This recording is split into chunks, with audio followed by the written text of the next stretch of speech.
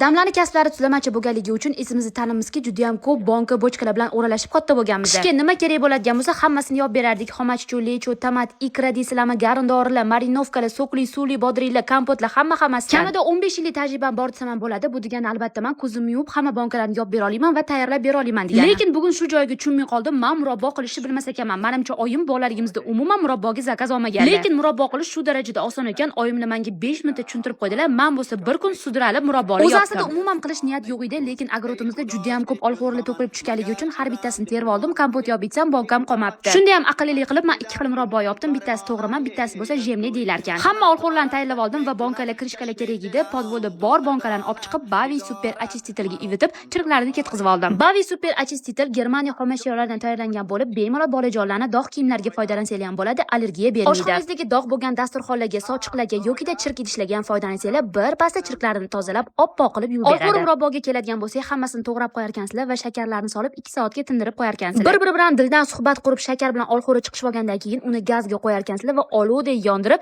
5 minut shaqalatib qaynatib olar ekansizlar. Keyin bo'lsa yana qayta tegini o'chirib, muzdek holga kelgandan keyin yana takror olovga qo'yib 15-20 minut quyiltirib qaynatib olar ekanmiz. Murabbolarim 2 xil holda bo'ldi. Ranglari qanaqa bo'ldi sizlar uchun bilmadim-ku, lekin o'zimga juda ham yoqdi va sekingina bankalarga jo'natib yubordim. O'xshamasa otmaydi-yu, lekin usti mog'orlab aynib qolishi mumkin, lekin mening murabbolarim o'xshadi deb katta umid qilaman.